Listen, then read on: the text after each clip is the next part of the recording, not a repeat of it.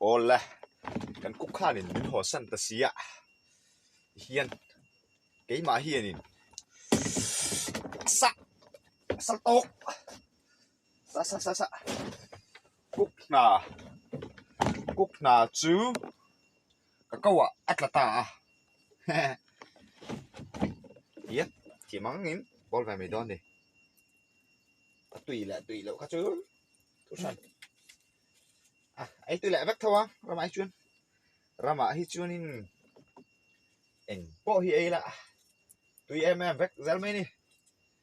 tham nghề cho hẳn ấy hi chuyên in cho mẹ bộ hi lâu ni vắt là em lâu ni ấy tùy em thấy vắt ra mấy vậy tấm mắm này ô ô té lạ thế đến về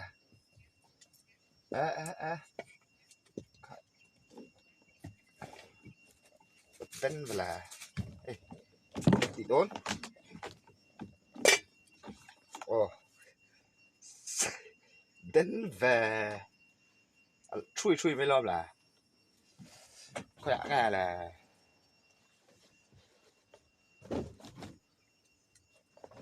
cái đến giờ là khá chú nghe hiểu bá em có hiện lâu ní là coffee mix chui đâu nè khay sa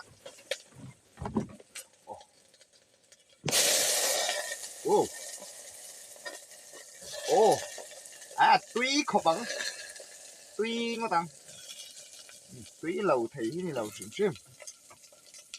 tuy đòn chiêu nghe là khán xuống lặng ô chọn phần tất cả ngay ô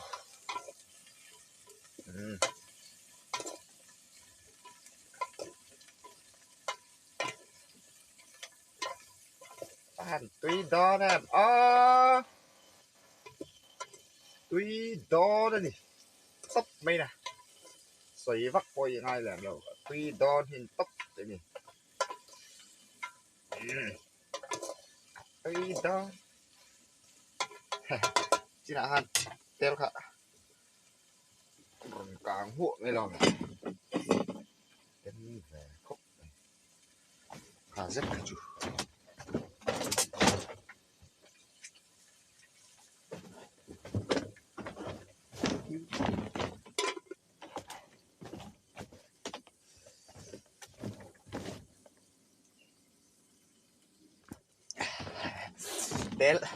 tel ăn like ha ăn một lâu bốc ạ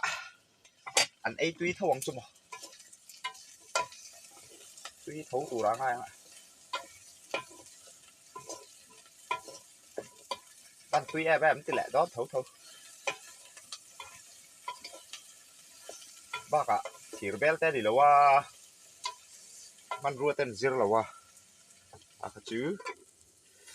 sấy lâu tóc đi là anh ông lâu à anh bán đi anh ông xuống lâu à